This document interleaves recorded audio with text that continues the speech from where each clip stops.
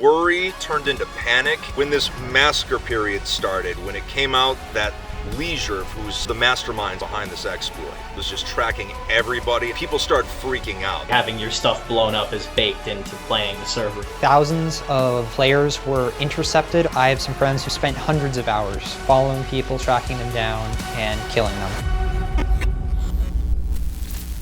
Most Minecraft servers are creative playgrounds, nice places to hang out with friends, whether you're building a cute house or a mathematically accurate replica of Stonehenge. They're colourful, cheerful places. But elsewhere in the Minecraft community, you'll find a seedy underbelly. Anarchy servers. In these lawless Minecraft realms, chaos reigns. Griefing is encouraged, and the map is never reset. Watch your step and your loot.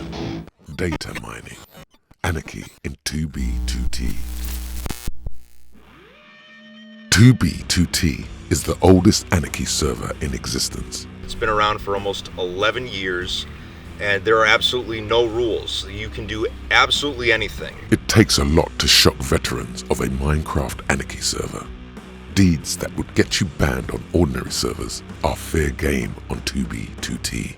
Griefing is the norm, and life there is as cutthroat as it comes. In 2018, a mysterious group known as Nerds Inc. found an exploit that would change the server forever. The exploit became known as NoCom.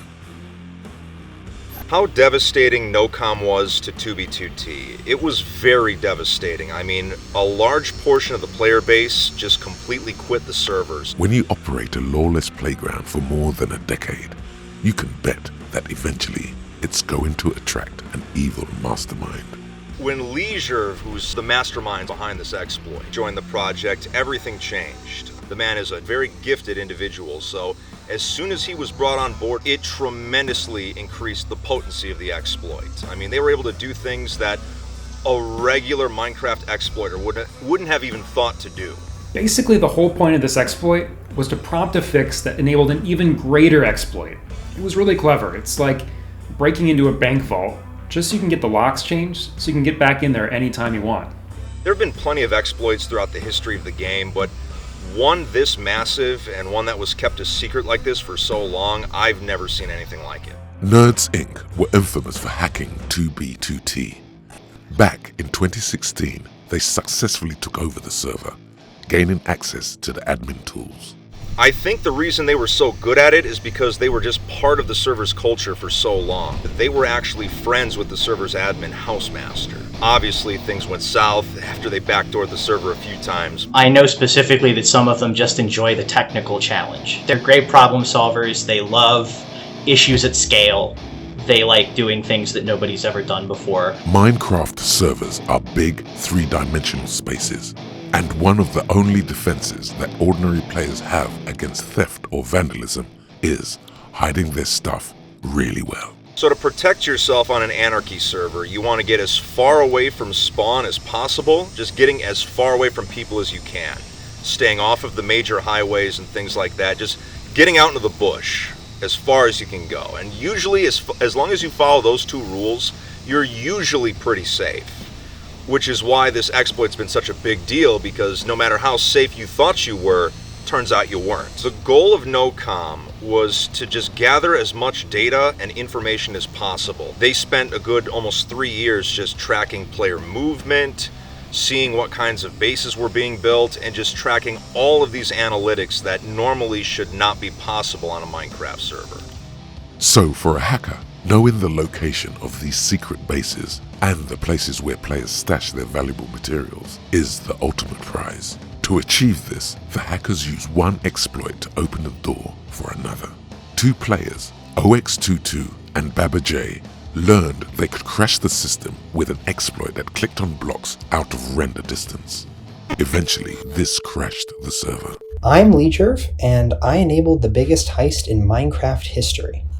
PaperMC is a set of patches to the Minecraft server software. On a normal Minecraft server, if someone is, for example, found out that spamming a certain packet will cause the server to lag to the point where it's unplayable, well, that player is hacking.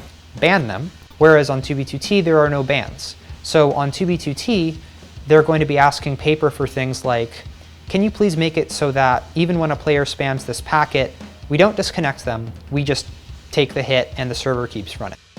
For example, on a normal Minecraft server, it doesn't matter if other players can see where you are.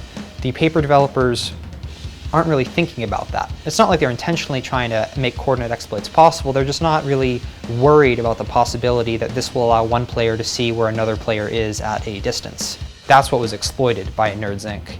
The hope was that this would enable them to gain access to a coordinate exploit, potentially allowing them to locate players in the server. To do this, they unleashed a devastating coordinated attack on the 2b2t server, crashing the server as fast as they could, making the game unplayable. Most exploits, they're used for a few weeks or maybe a couple months and then they get patched and that's the end of it. But this was just going on for so long, and the fact that no one knew about it, I think, just really puts it up there in the hierarchy of just Minecraft exploits. Far less of this was wanting to blow things up, and far more of it was about finding a loophole, using technical expertise to exploit it, and then reaping the benefits of having knowledge that nobody else has.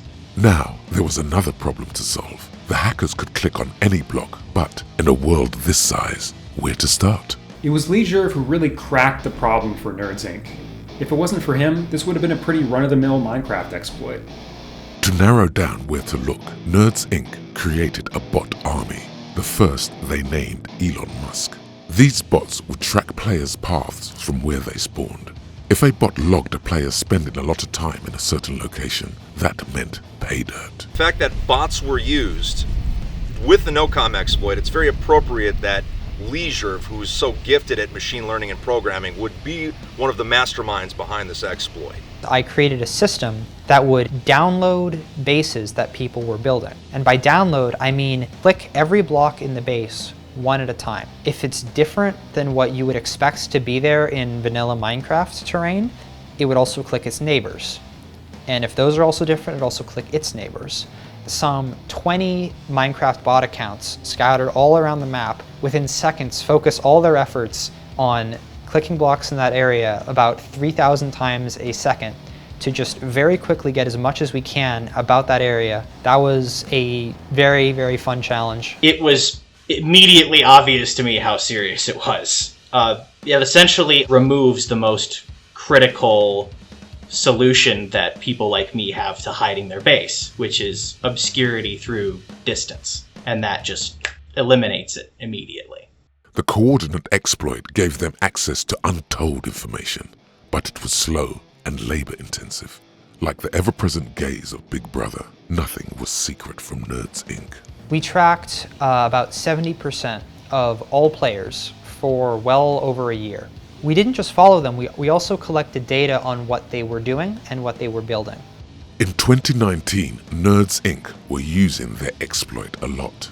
And as the raids became more frequent, the community became more suspicious. People knew something was going on, even if they didn't yet know what. You know what you signed up for when you join a Minecraft Anarchy server, right? And it takes something really big to upset a community like this, and that's what they did. To cover up what they were doing, they sort of filled the community with misinformation and memes and things like that to really throw people off to what was actually happening. They would gaslight the community into believing, something was real when it actually wasn't. And they've had a history of doing this for many years. As Fit described, we gaslit the community and certain people in particular. There was a scapegoat named ZeroNeb. He cottoned on very early that we were running accounts 24/7 in a sketchy manner. He realized even when we had 4 accounts. Later on we had like 30. We used a propaganda campaign to make everyone essentially agree ZeroNeb is the crazy one. Nothing he's saying could be true. He's just some crazy guy who thinks there's this conspiracy theory going on. Of course that couldn't be true, but actually it was all true. In 2020, members of Nerds Inc. began to leak base data with affiliated groups. A crime spree of epic proportions took place.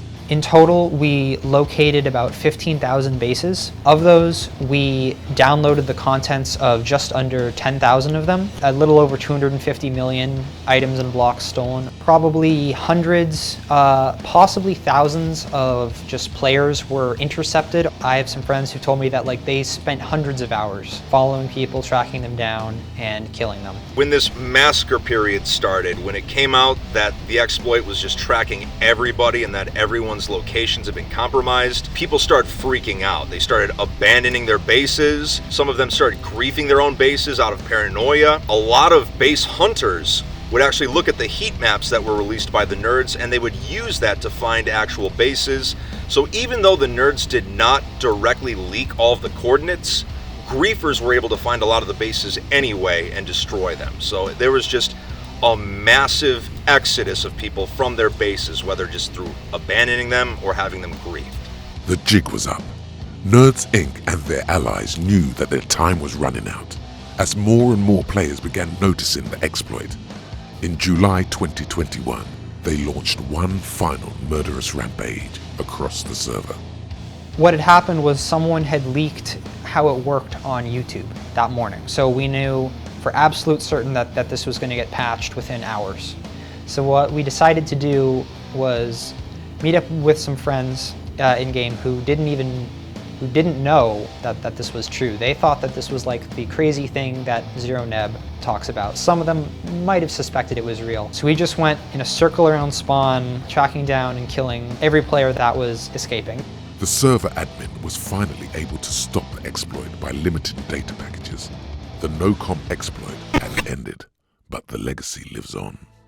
I don't know of bigger Minecraft hacks in terms of how much effort was put in, the industrial scale of it, and how much was affected, how much data was collected.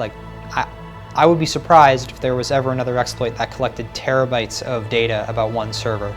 I find it personally technically impressive. The only thing I could have done to not be affected by it was to stop playing the game. That's it. There was no way to get around it. It's one of the biggest ones that I know of, and it's the one that I was most involved in, so it's the one that I'm most proud of, and in some sense, proud of being part of the community where that happened. The destruction was legendary. It's not a heartwarming thought. Players losing their progress, their work, the resources and treasure they scrounged for. But does that make Lejerv and Nerd Inc. villains? Or heroes? All they did was take the spirit of anarchy on a lawless Minecraft server to the absolute extreme. It turns out the anarchy servers are like a lot of things in life. Always be careful what you wish for.